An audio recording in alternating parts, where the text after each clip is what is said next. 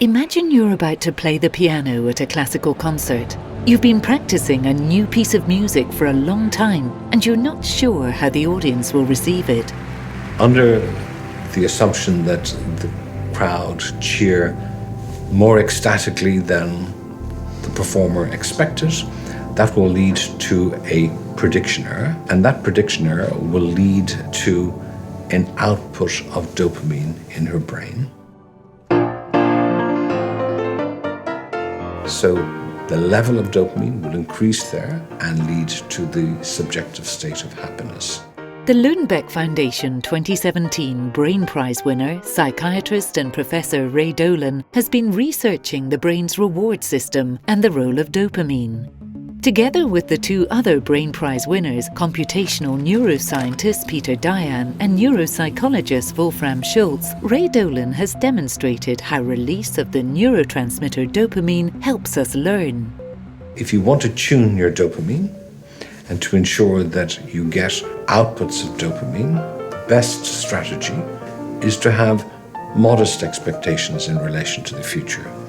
If you have those modest expectations, on average, things will turn out better than your expectations, and that will ensure that you have many surprises. Those surprises will be signaled by an outpouring of dopamine, and that output of dopamine will help you, A, learn, but will also impact upon your subjective state of happiness. Dopamine is a chemical messenger in the brain. The release of it gives us a pleasant feeling, and that makes us learn and strive for more. But the amount of dopamine released depends on our expectations. Imagine you're facing an exam. The way you feel after you're given your grade doesn't only depend on the grade itself. Your expectations will also have an impact on whether you feel happy or disappointed. Most people going into exams feel anxiety and nervous, and they have an expectation. What you witness is that when people do better than they expect, the state that's engendered is ecstasy.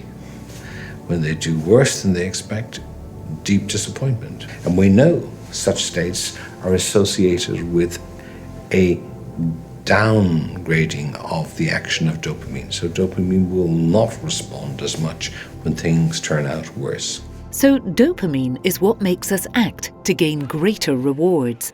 And dopamine is also what causes extreme joy when we have a surprising win. If I have to take a gamble, and I'm a sophisticated gambler, I will work out the prospect of me winning, something called the expected value of the gamble. And that expected value is very simple. You multiply the amount by the probability. So let's suppose I take the gamble and I win.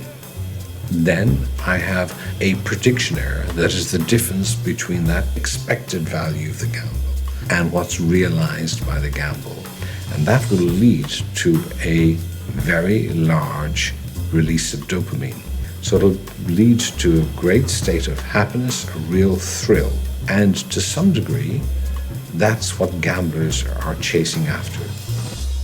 The research of Ray Dolan, Peter Dayan and Wolfram Schultz has not only given us an important insight into what drives people in a positive direction, it also gives us an idea of what happens when dopamine leads us astray.